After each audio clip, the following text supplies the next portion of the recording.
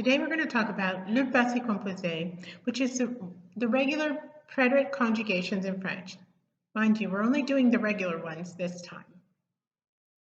Definition.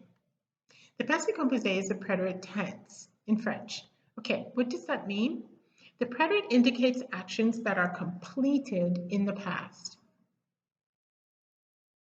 The first rule of the passé composé is that the preterite in French has two parts. You have an auxiliary and the past participle.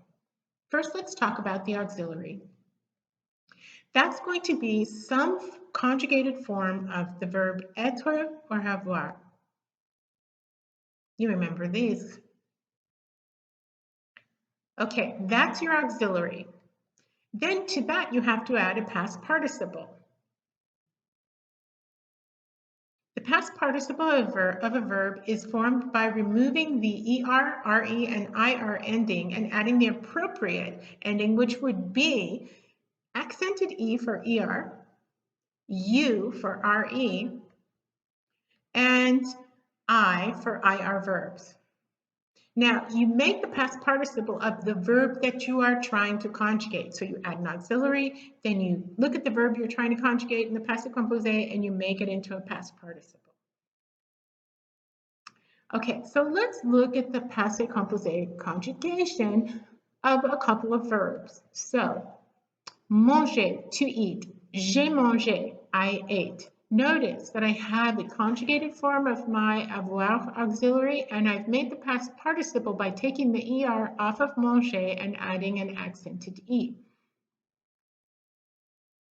Vendre, to sell. Tu as vendu, you sold. Okay, notice this auxiliary avoir is conjugated for to, and I've made a past participle by taking the re off of vendre and adding a u. Choisir, to choose. Il a choisi, he chose. Notice that I have conjugated the auxiliary avoir for il, and I've made a past participle of choisir by taking off the ir and adding an I. Pratiquer. Let's practice. You can pause this video at any time to write your sentences down. Rewrite each sentence using the passé composé. Your sentences are j'achète des fruits, il attend le bus, et nous finissons le match.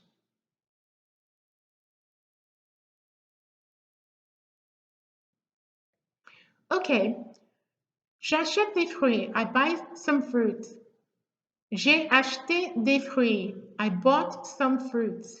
Notice that I have a conjugated auxiliary and a past participle here by taking off the er and adding an accented e.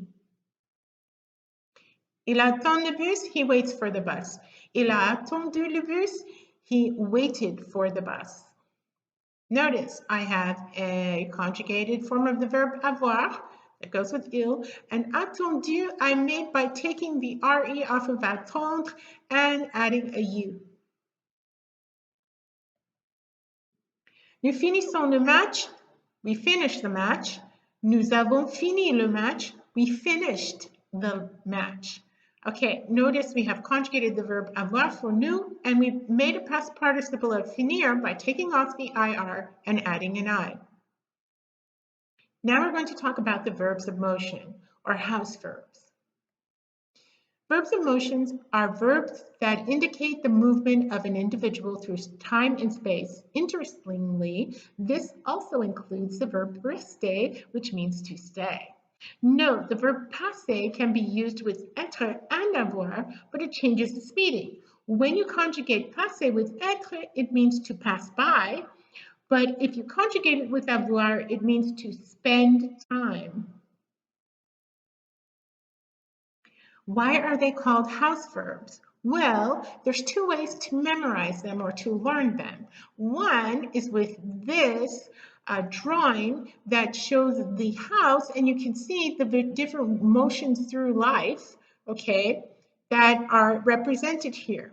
The important thing to note is that it doesn't include all of the verbs because some of them are derivative of others. So here, venir is one of the verbs, but it's also devenir. is a verb of motion in French. Okay, so rentrer is here, retourner is here, and that's very good, but entrer actually means to go home.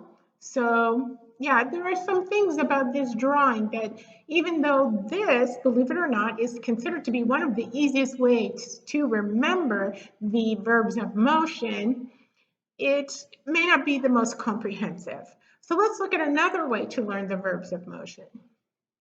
Dr. and Mrs. Vandertramp is one easy way to remember the entire comprehensive list, because you have devenir, you have rentrer, you have monter, retourner, sortir, venir, arriver, naître, descendre, entrer, rester, tomber, aller, mourir, partir, and passer. And I always make this passer look different because I have to remind myself that it can be conjugated with être and avoir, and that its meaning change when you conjugate it either way. Now let's practice. Rewrite each sentence using the passé composé. Tu pars chez moi? Ils vont au cinéma. Vous sortez avec nous. You can pause the video here to write your sentences.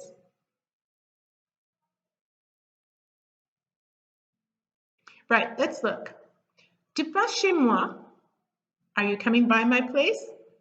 Tu es passé chez moi? Did you come by my place? Tu es passé chez moi is in the passé composé, and notice that we have conjugated the verb être here to be the auxiliary, and we made a past participle of passé by taking off the er and adding an e and with an accent. Okay, ils vont au cinéma. They go to the movies. Ils sont allés au cinéma. They went to the movies.